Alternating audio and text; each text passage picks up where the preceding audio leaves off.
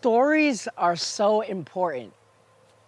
They let you into the mind of the storyteller and portray an image and a perspective that might not have been seen before. I mean, it's why the Gospels are so cool because it's like four different perspectives or stories of this one guy. Stories are so important, and your personal story is important. So today we're going to talk about testimonies. Testimonies are, almost such a huge stepping stone for us in our faith. Where we once were to where God has brought us. And today I wanted to share a bit of my personal testimony. And so you have to watch. You gotta stay and watch, click the link, do whatever you gotta do. But I want you to check out this video. Roll intro.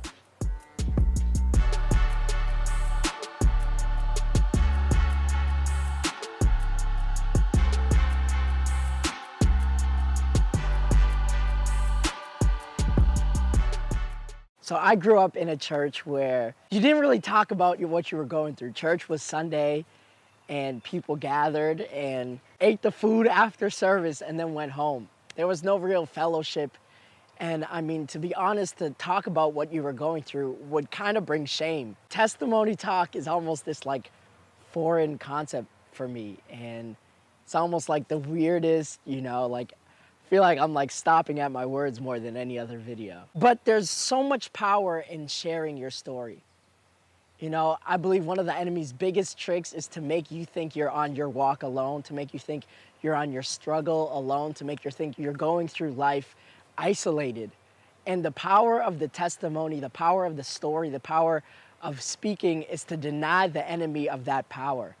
And so you say, no, I'm going through something, or I did go through something, but you know what? God delivered me through it. And so now I can shine a light to everyone else who might be going through a situation.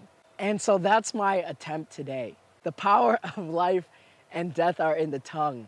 And that's not just because the tongue is powerful, but it's because of the words that you're choosing to speak. So today we're gonna bring light into a situation. We're gonna bring light into a testimony. Me, I grew up in church. I was a church kid. I might have been born inside the church. And my parents, we were at church every single day of the week, from choir rehearsal to Bible study to women's Bible study.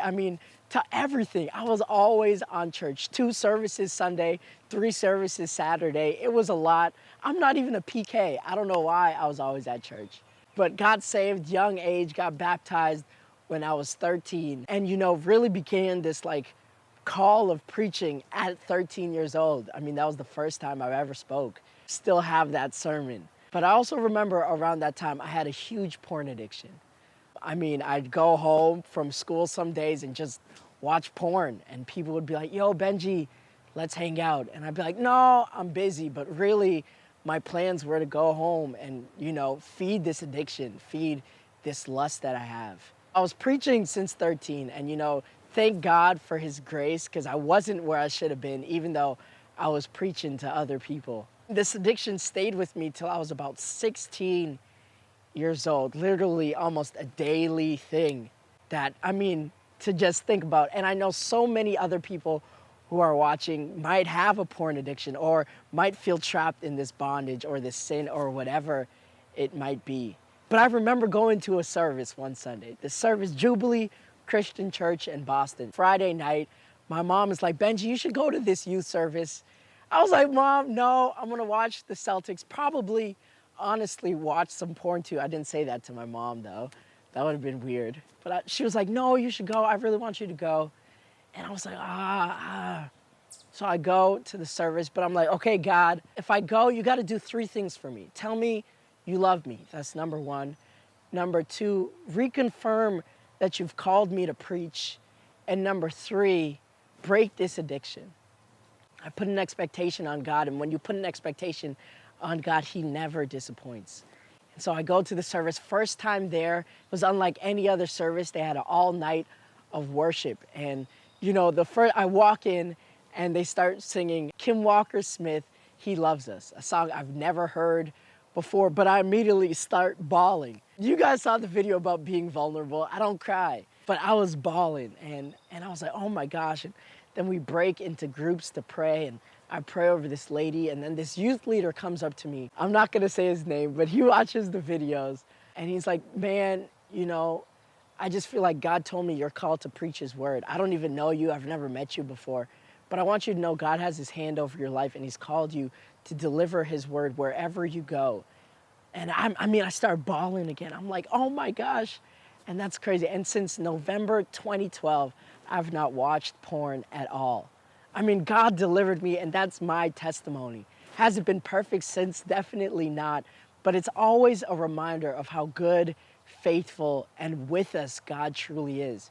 1 Peter 5:7, cast your burdens and your cares on him. I just wanted to share my personal testimony for any of you watching who's struggling, whether it's porn addiction, whether it's drug, whether it's weed, whether you feel like you just can't get anything right. I believe we serve a God who could change any situation. I'm here with you guys, knowing what struggle feels like, knowing that I'm not perfect in my own right, but I serve a perfect God who makes ways over and over again. Thank you. Hey, what's going on, guys? That was a bit of a raw conversation for me, but you know, I think it was so important to have. What is the body if we're not gathering together to talk about past struggles and to talk about ways that we could push each other to grow further? So I'd love to pray for you. If you're going through something, if you want to be open enough to share with me, comment below, subscribe. I mean, I just want to have that conversation. So reach out to me in any way you can.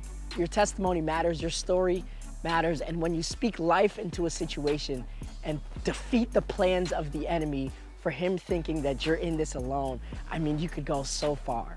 As always, so glad you watched. Grace and peace.